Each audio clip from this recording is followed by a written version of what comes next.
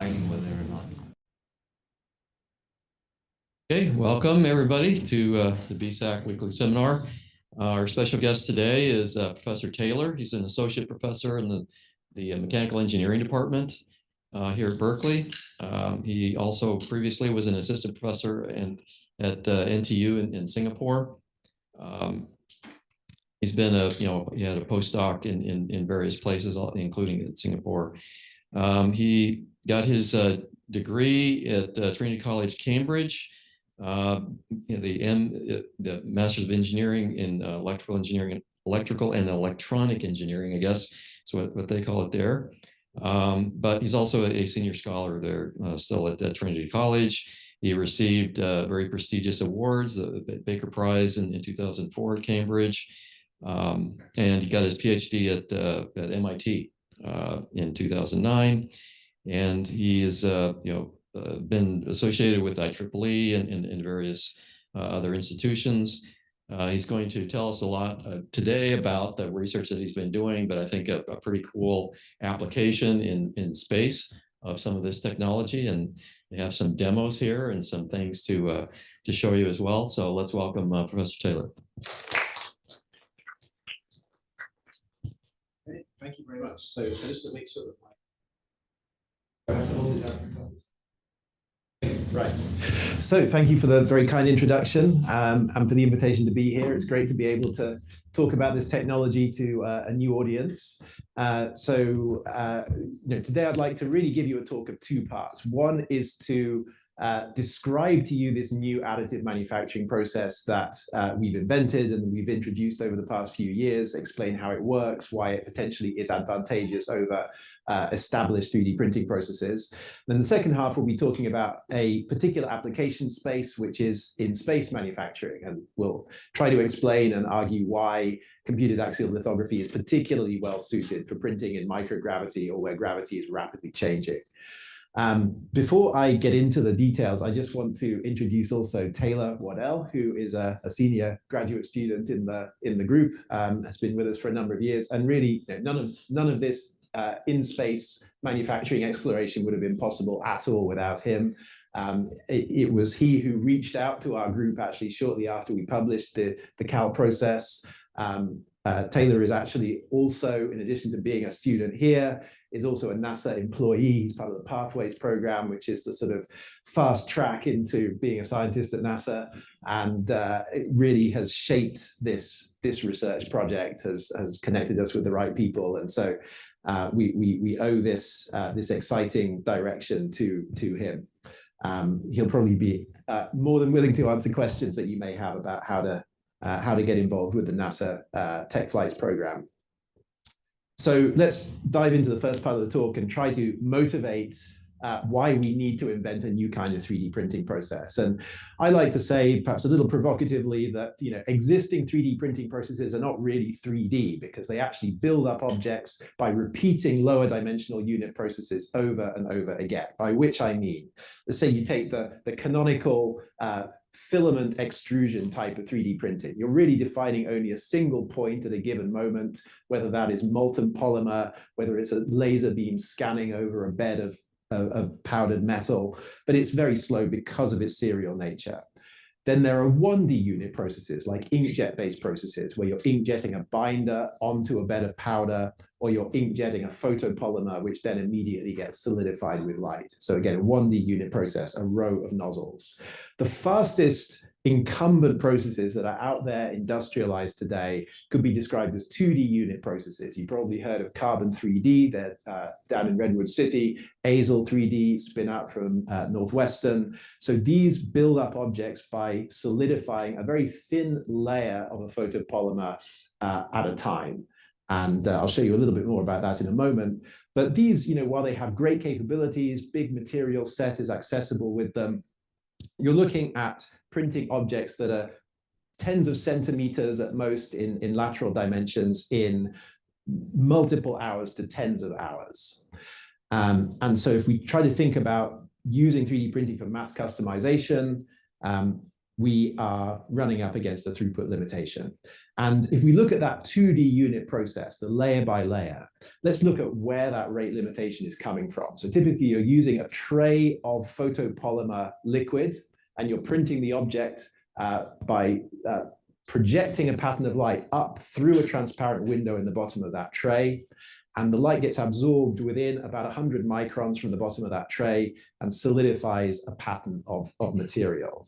And then once you've done the solidification, you'll pull the object up slightly and repeat that process. So you're building up layer by layer. So in order for this to work, you have to be constantly drawing in fresh liquid resin into the side of the feature that you've just printed. So that material has to be able to flow, and there has to be a large enough gap into which it can flow. If you think about the pressure that builds up, the hydrodynamic pressure, the suction pressure, if you like, that builds up underneath that feature, it's going to scale linearly in the viscosity, which limits the material palette that you can work with, as the square of the diameter of each individual feature that you're printing, which limits geometry, linearly with the printing speed, and then inversely with the cube of that little film of resin between the window and the part that you're printing, the so-called dead zone. And actually these interact, because the faster you try to print, the thinner that dead zone will become, because the dead zone is actually defined by diffusion of oxygen up through the window. The oxygen is inhibiting the solidification process. So you're you're trading off speed and thickness of the window. So, this is a fundamental mechanical limitation on the rate at which printing can be done. It hasn't stopped people successfully commercializing it, but it's nevertheless a limitation. So some things that folks have tried to do to get around this. This is basically the Axial 3D model. Instead of having just a film of static resin, they flow a film of an immiscible oil laterally between the window and the part. And that convects away heat, which is generated during the polymerization, but it also sort of disrupts this buildup of the parabolic pressure distribution underneath the part. And so that's very valuable for helping with speed. And then there's this process called injection clip, which came out of a Stanford group about a year ago. And the idea here is that as you print the part, you're printing into it little fluidic channels that you can then inject additional liquid resin through. And you can think of it like a jet of water striking a wall. It will sort of push you away from the wall. So you're injecting resin into the dead zone and not having to suck it in from the side. So that also is very valuable. But neither of these gets rid of that fundamental process rate limitation. So we thought, can you make a 3D printing process that literally prints all the points in the object simultaneously? This is really inspired by CT scanning. So you can think of this like a CT scan in reverse done with light. So we take a 3D digital model of the part we want to create, voxelize it, and then computationally generate a lot of projections from about 1,000 different angles. That's done by integrating through the voxel map of the object we want to produce.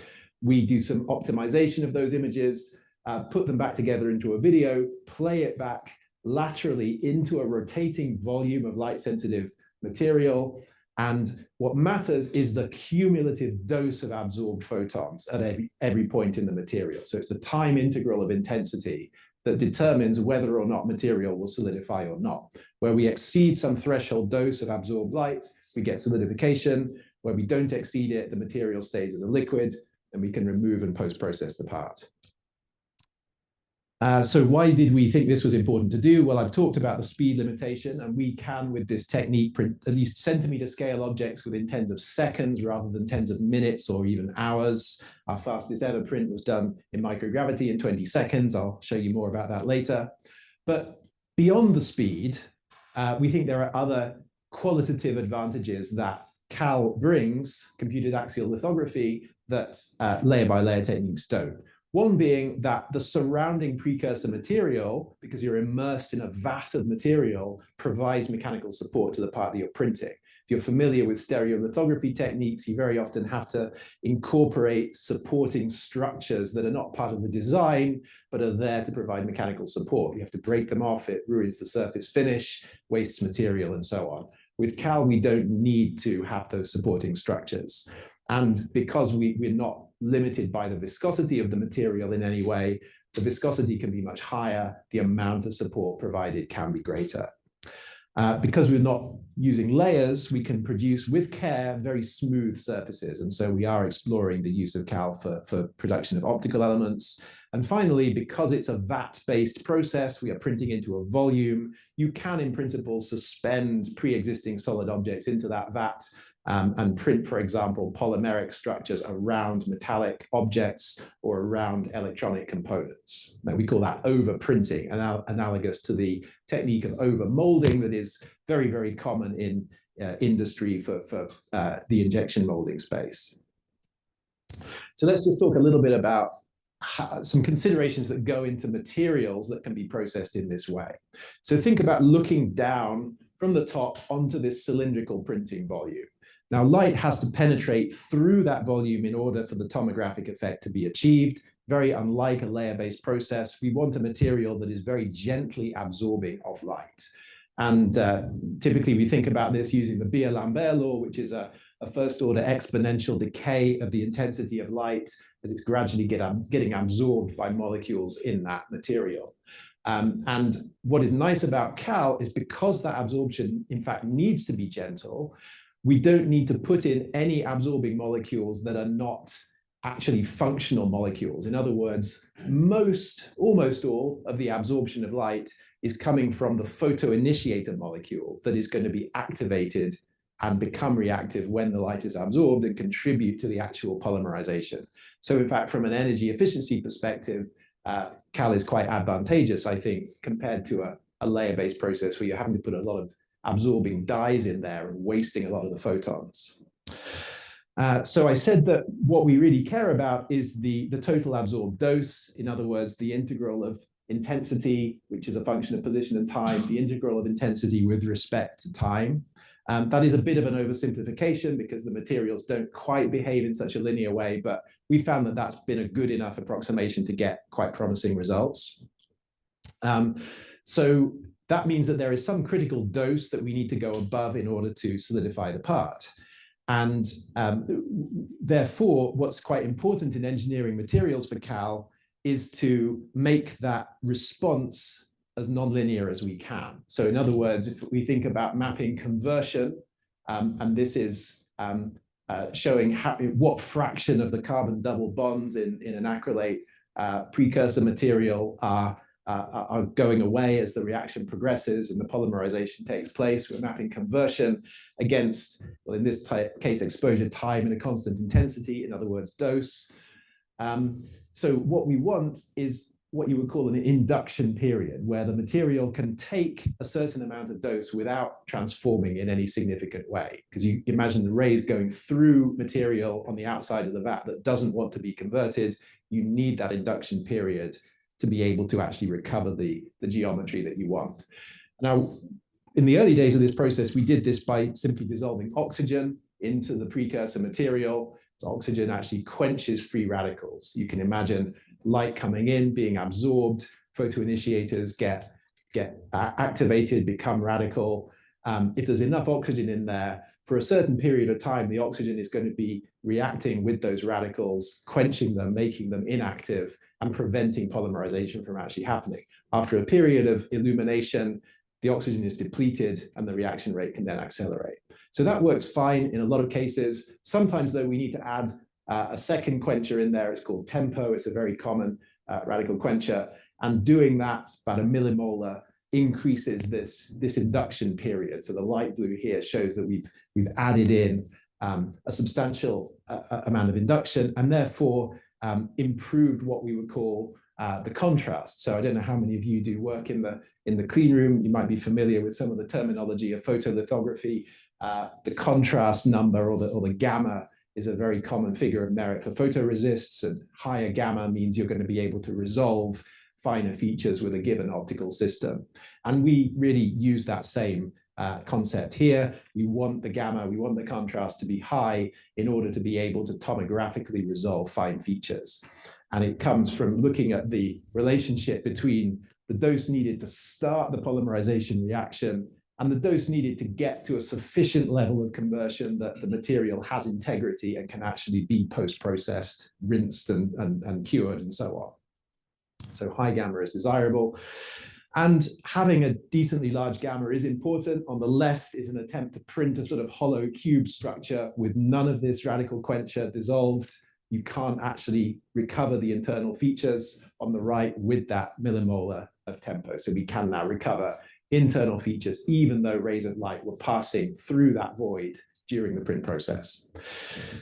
Let me take a couple of minutes to talk about the computational side. So somehow we've got to solve this inverse problem where we figure out what patterns of light do we project in from the outside that when reconstructed physically will deliver the dose pattern that we want inside.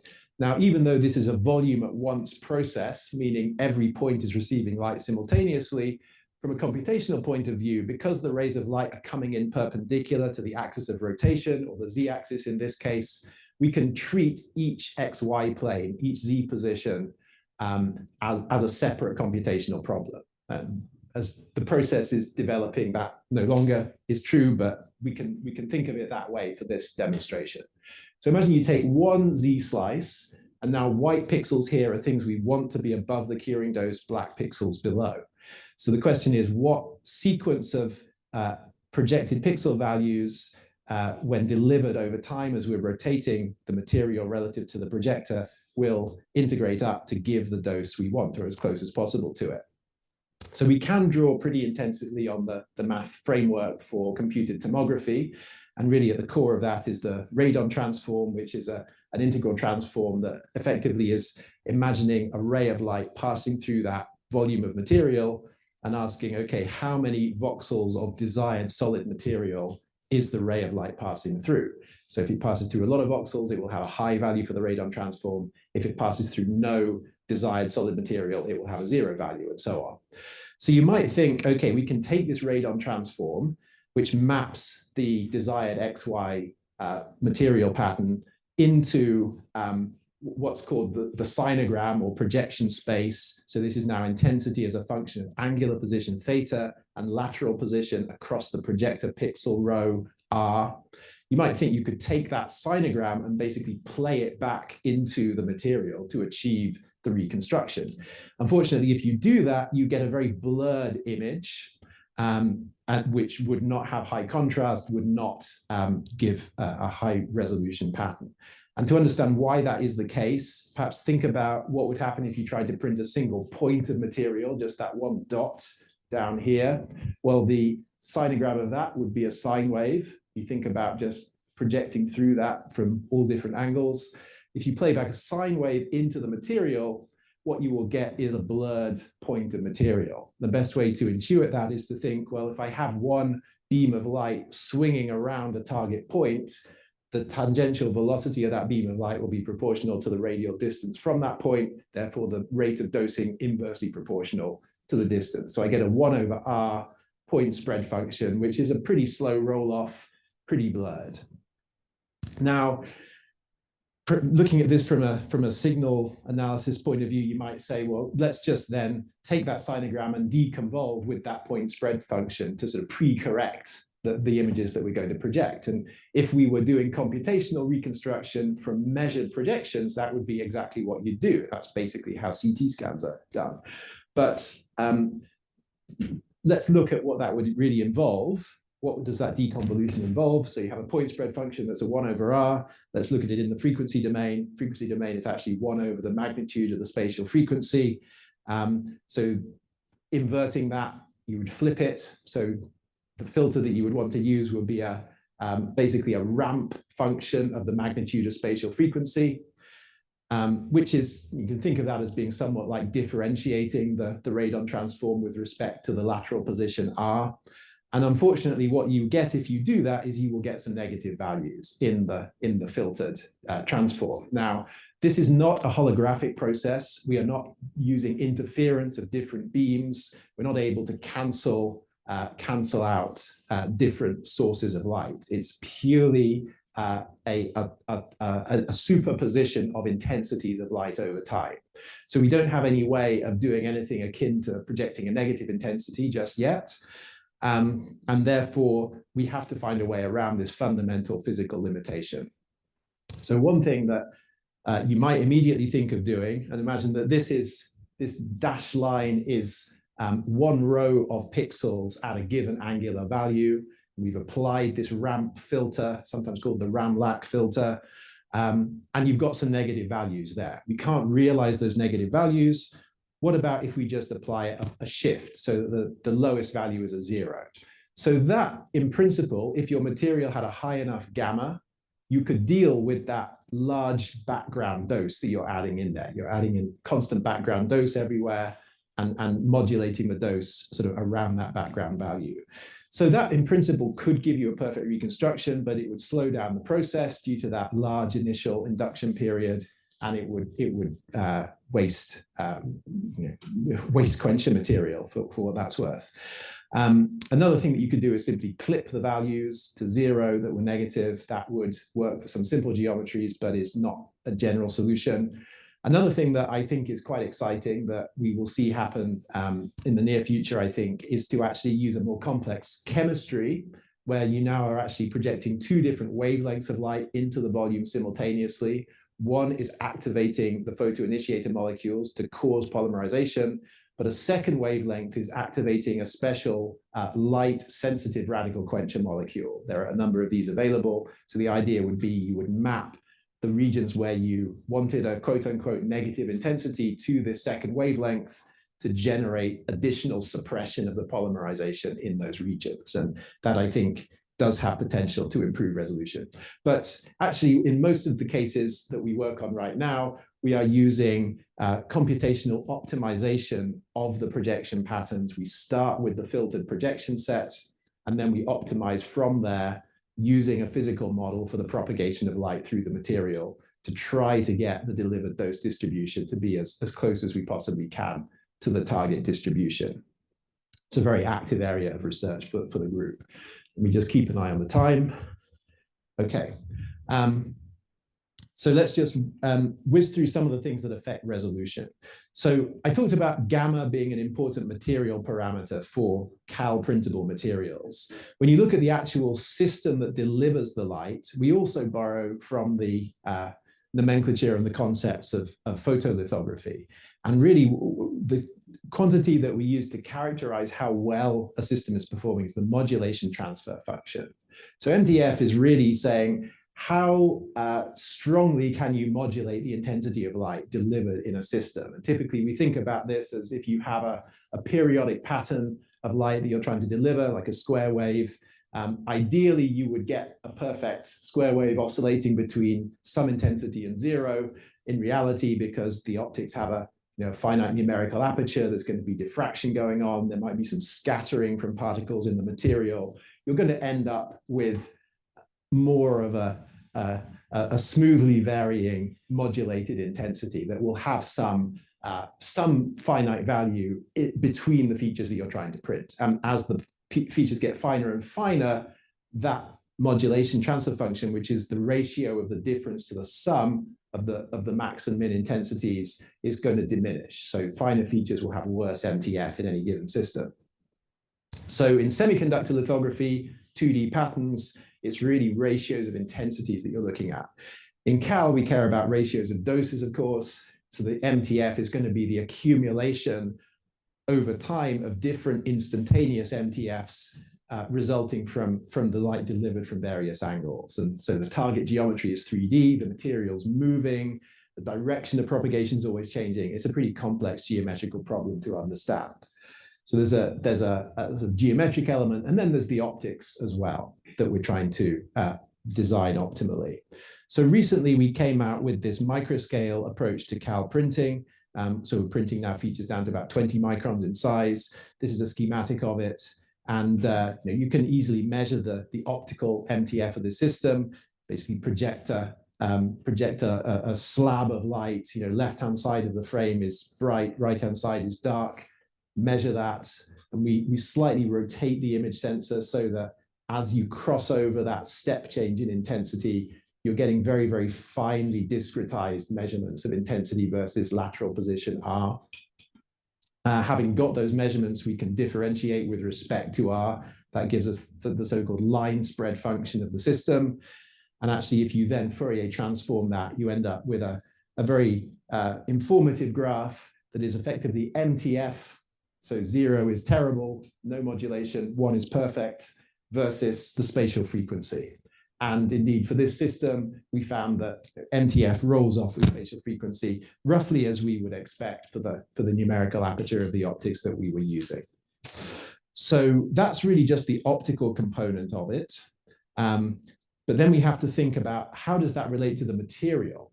So think about a material with a given contrast. You need to make sure that the dose delivered in between the features you're trying to print does not exceed that D0 value, that dose at which polymerization will start to progress. Otherwise, you'll solidify a block of material, you won't be able to recover the individual features.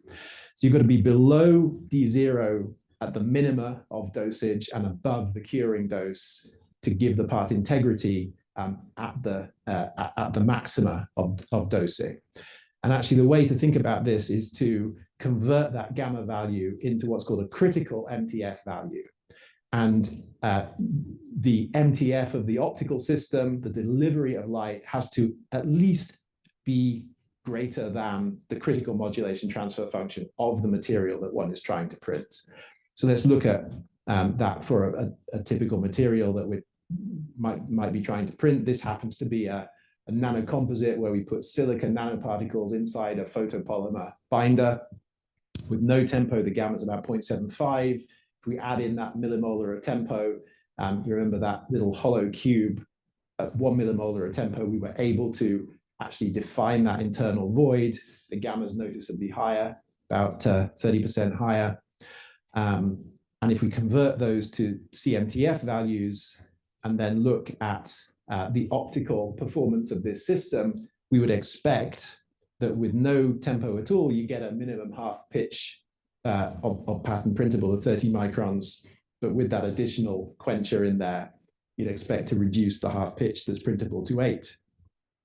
So now you can imagine that trying to expose material in a 3D volume with that kind of feature size and then do all the subsequent development and rinsing and handling and if it's a silica component, sintering of it is pretty challenging. And so where we stand with this process right now is that we've managed to refine all those processing steps to the point where we can define in glass 50 micron external features, internal channels of about 150 microns.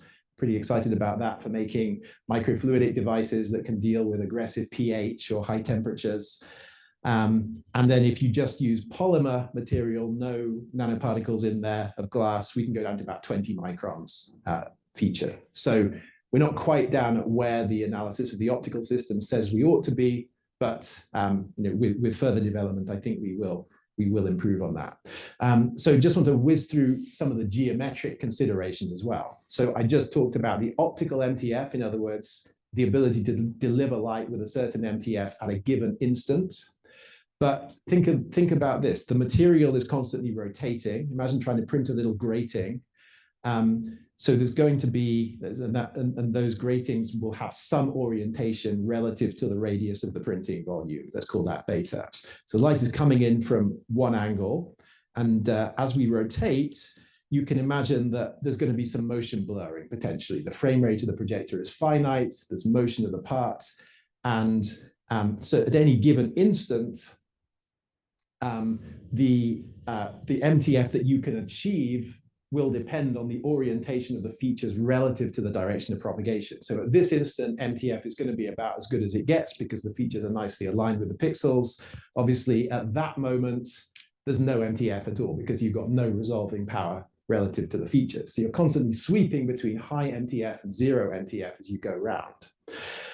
Moreover, the velocity matters. So when the features are very close to the projector, they're going to have a big tangential velocity relative to the pixels, a lot of motion blurring. When they're in that green position, they're moving away from the projector, no relative velocity relative to the pixel edges. So that's actually a competing effect with the fact that the material does absorb light as it goes. So you can imagine that inside that little dashed zone there, that's when motion blur is at its least problematic.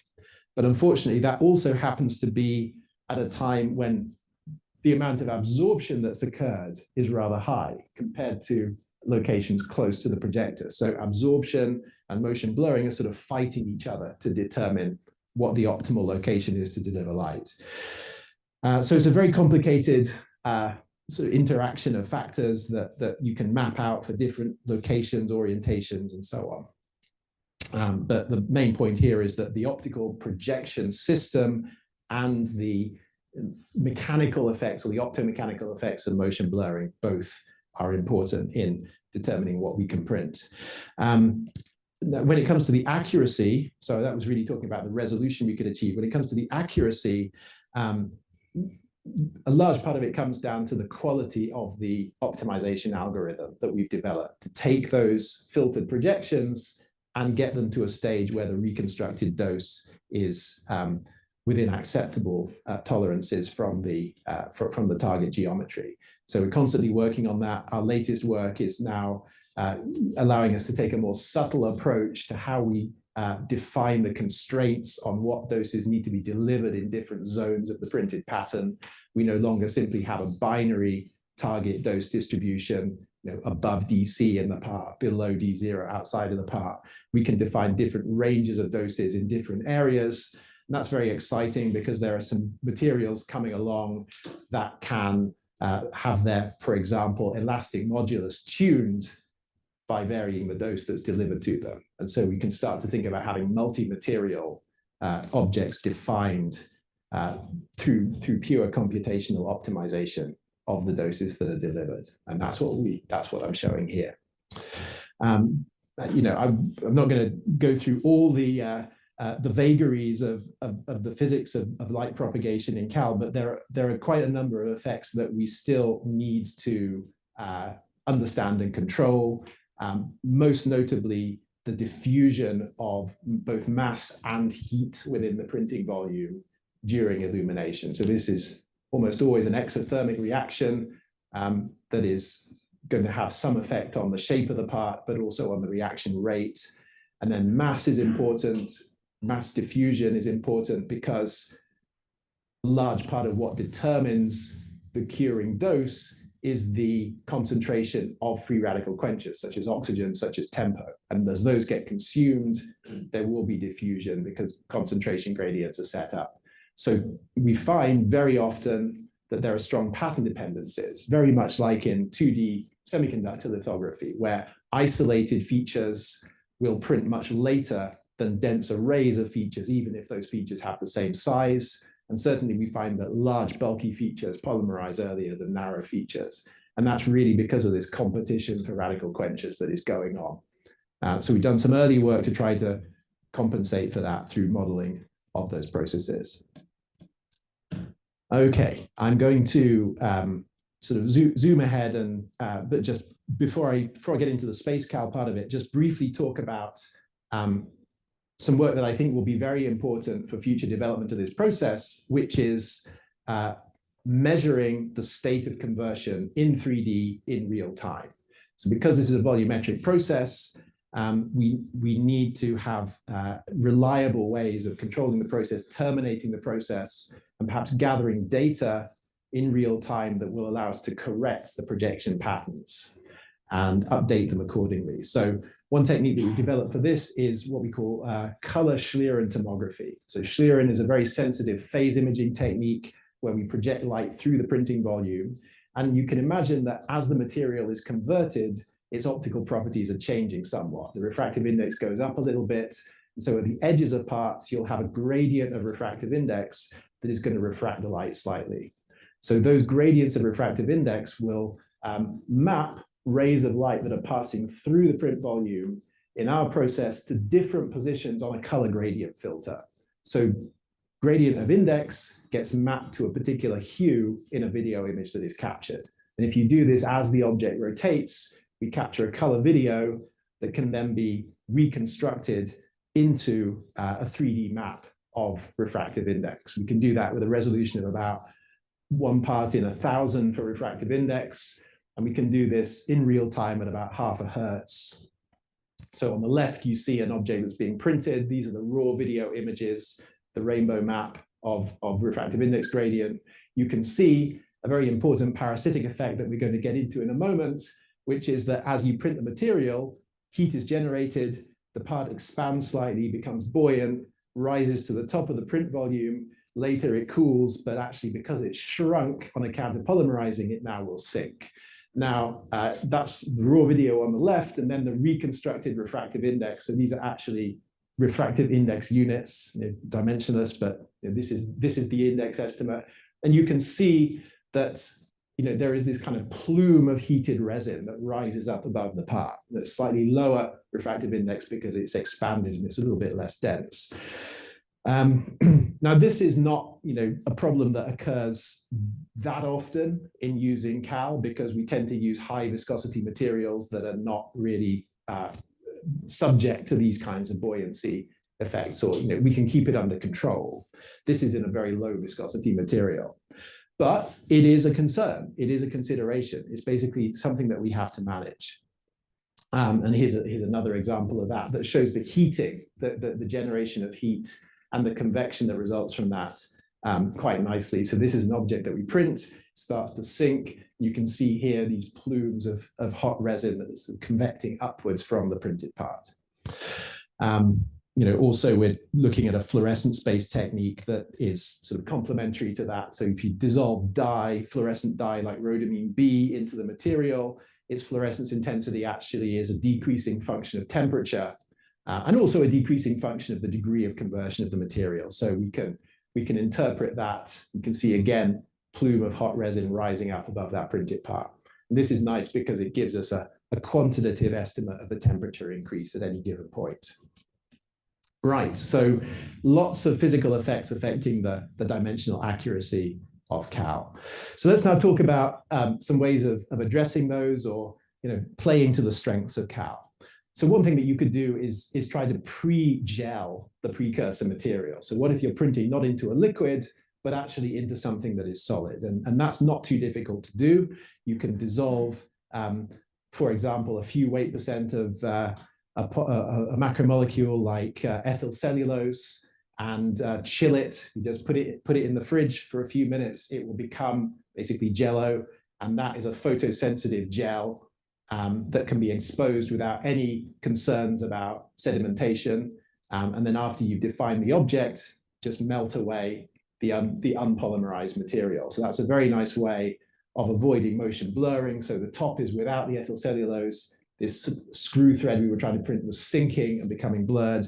With the ethyl cellulose, we can now confidently define microscale features. Moreover, you can put very dense objects in there, in the gel, for example, electronics in this demonstration. So now we get to space cal. So the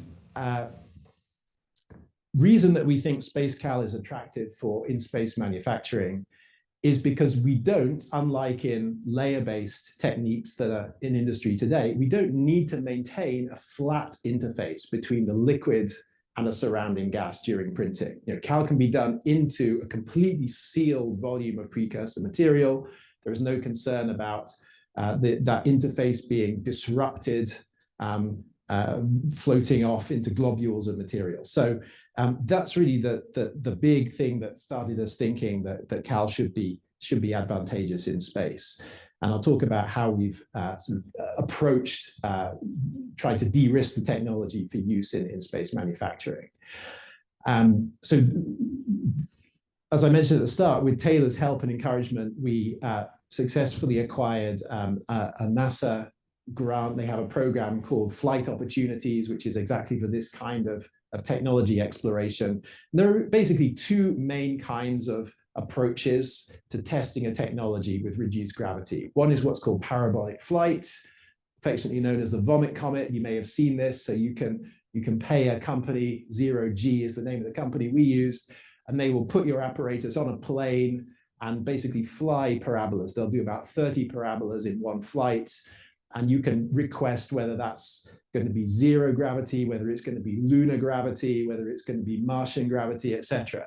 And then, of course, when you go down, you can get more than 1G of force. And you get about 20 seconds or thereabouts at the required gravitational field, effective gravitational field strength. So that's pretty limited time, A, so it meant we had to speed up the printing process.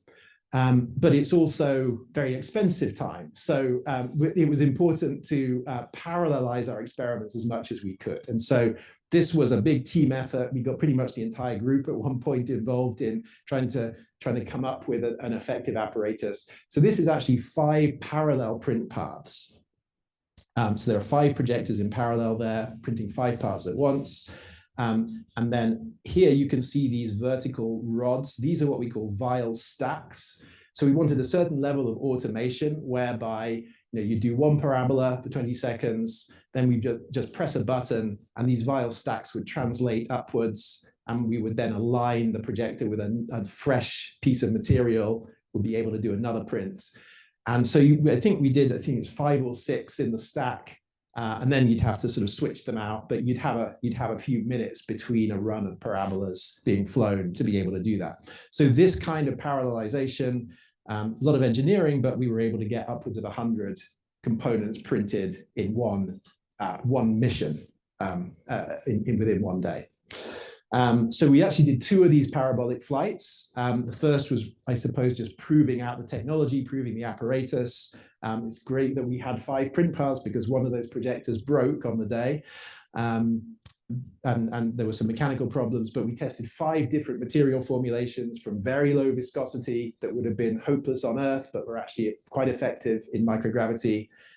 We made 154 parts on that mission. We then about, 6 months later, did a second mission, expanded the material set, working again with Livermore Lab to trial some of their silicone materials, low modulus materials they were interested in, and got our processes down pat to the level where we were above 300 parts in that day. So that's fine. This is obviously a staffed mission, so you can correct for little things that go wrong on the day, but 20 seconds is very limited. It makes the parts diameter that you can access quite restricted. Then the other kind of low gravity experimentation that you can do, and by the way, these are some actual parts that were printed in microgravity. So don't look too closely at the surface roughness of this, but and why you would 3D print a polymer thread is debatable, but anyway, it's a nice test of the capabilities of the process from an accuracy point of view.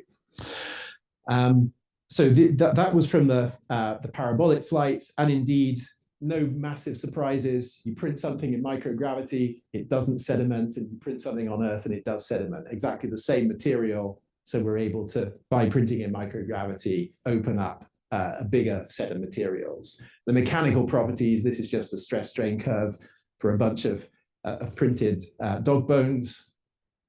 Really, the mechanical properties are no different, whether it's done on Earth or in zero gravity. But yeah, we recover sharp features on the geometry much more clearly in zero gravity than in Earth gravity.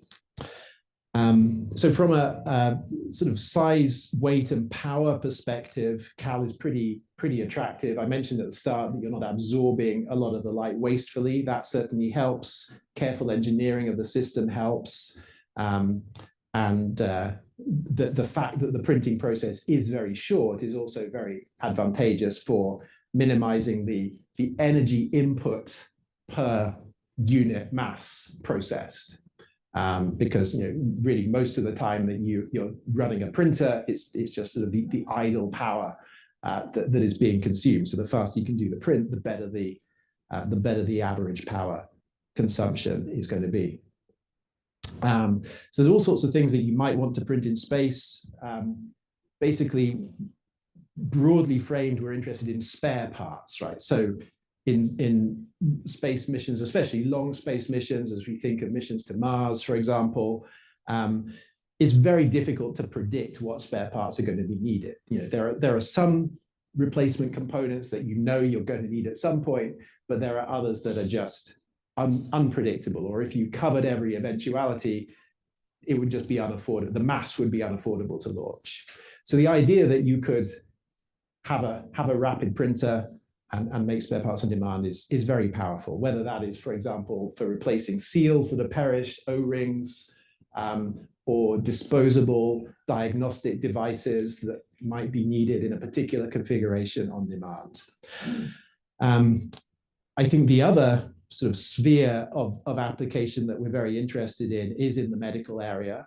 And we've talked a lot about, for example, emergency dental procedures. You can imagine having scans of every astronaut's teeth being taken before the mission. So you're ready to go. If someone chips a tooth, you can basically just print their crown from the file and be ready to insert it on the mission.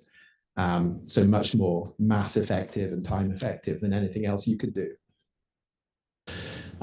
So to try to get the technology to a higher technology readiness level, there's a second type of simulation of microgravity you can do, and that is what's called a suborbital flight. So there's really only a couple of providers that do this. We went with Virgin Galactic.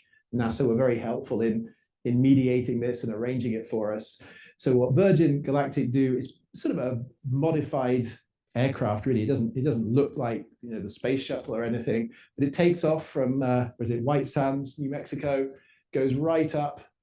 Then it has about 2.5 minutes of microgravity, and then glides back down to Earth. So this is not, you know, the scientists don't get to go on this mission. I don't know if you've got about $1 million, you can go on the mission. There were a few people who were not scientists who were on this mission, so we knew that the apparatus would be safe. But yeah, we had to completely automate this apparatus in order to make it viable. And the cost per unit volume is way higher on the suborbital flight. So it had to fit into one of these sort of standard NASA locker units. They provided us with one. We engineered the system to fit inside there. So not only were we more compact on space, but we were trying to increase the functionality. So we went down from printing 300 parts to printing 4 parts, single projector, split the beam, directed it into 4 separate vials so that we had at least some replication of data. But in addition to that, we wanted to develop this new post-processing technology. So you can see all these IV bags. We had really complicated pumping systems. The idea was to show that you could take a part from start to finish, exposure, extraction from the vial, rinsing in a solvent, and go through all those steps in an automated fashion. So this was an incredibly challenging engineering task. The kinds of stringent testing that it has to go through are quite impressive. You know, this is on the shake table at NASA Ames being qualified for flight. And that's the plane that it went on. There it is sitting on the plane. Nice publicity image from Virgin Galactic. And here just is a close-up of one of the printing containers after the mission. So we engineered these cartridges or caltridges where we integrated the motorized rotation of the cartridge and the fluid container. And these were designed to be modular so that they could rapidly be filled, prepared, slotted in right before the apparatus was loaded into the printer. So this is the best I've got to show you so far. We've got a whole bunch of parts that are being scanned and qualified by our collaborators out at Livermore right now. If we put this online, I'm not sure what the comments would be. The worst Benchy ever printed or something. But it's it is early days for this technology, and the whole point of doing this sort of in-flight testing is really to raise the TRL. So this is it's about building confidence. It's about knowing that we've anticipated failures and material interactions that are going to be problematic in space. So it's about just gradually trying to get that TRL to creep up and up to the point where it might be considered for a full space mission. Okay, I'm going to leave it there. There's obviously a lot of things other than in space manufacturing that we want to work on. We always get asked about the scaling of this process. This is my answer to that question. I'm going to leave that slide up there while we take maybe -3 questions. Yeah, let's thank our speaker. Yeah, so we have time for a couple of questions. Yeah. Hi, yeah. I have a question. Like the cartridge or store the resin is keeps spinning. So does this centrifugal force will cause some problem, especially when you try to print something not quite symmetry?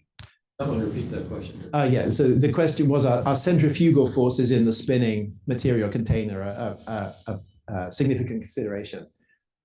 So in the kinds of scales that we've been working with, a couple of centimeters, and the viscosities we've been working with, not a significant consideration compared to, say, the buoyancy or sedimentation forces.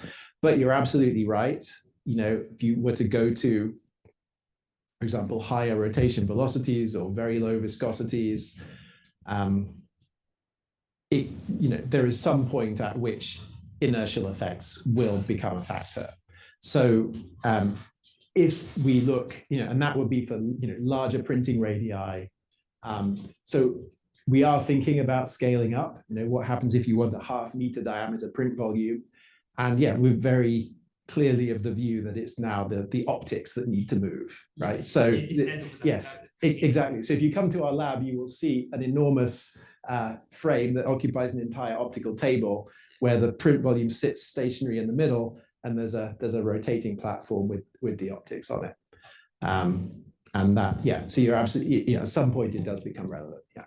So probably like keeps the container still or keeps the like the projector still. It really depends on the scale of what you are going to move. I would say so. Yeah, I mean, it's a much bigger engineering problem to rotate the optics, yeah, and a bigger system. Okay. Other question? Yeah. Yes. The inside. So okay, so if it's a completely sealed, if you're putting a completely sealed shell, then yeah, you're out of luck as far as getting the uncured resin out of the middle is. But as long as there's any orifice there at all, then you could presumably extract the uncured resin. Now, when we look at the kinds of application that additive manufacturing is attractive for, it tends to be highly topologically optimized structures where low mass is important, and that tends to be lattice-like structures, triangulated structures that have a fairly low volume fraction of solid material, but where there are also kind of many directions for the uncured material to get out. So yeah, but if your question is about how do you form that shape in the first place without accidentally solidifying what's in the middle, then that's how the CT algorithms come into play, because you can compute a solution that will deliver the dose where you want it and not solidify internal voids. Yeah. To what extent is uncured resin after a print process reusable? Can you reintroduce the free radical absorbing material? Excellent question. Yeah, so we've done a few tests on this, and we have shown regeneration of resin that was not solidified in a prior print process. Basically the method that we used was at that time we were just using oxygen as the quencher. We just did a gradual heat and cool cycle to re-equilibrate the oxygen concentration. Yeah, in an industrial implementation of this, what I expect we would have is an active loop for the uncured resin. So imagine you have a vat, you'd be constantly replenishing that vat after every print. There'd probably be, you'd extract the material, you'd pass it through some sensors, maybe some optical absorption sensors, maybe an oxygen concentration sensor, and sort of top up, basically. But over time, you'd expect to get to an equilibrium state of the material where the polymer chain length is a little bit higher than the fresh material, but stable. Okay. Okay, other questions? Oh, okay. First of all, thank you for at the ending of the eye, there's a cost of it. But have you tried any kind of photo absorbers? Repeat the question. Have I tried adding a what? Photo absorber. Photo absorber. To improve. Improve.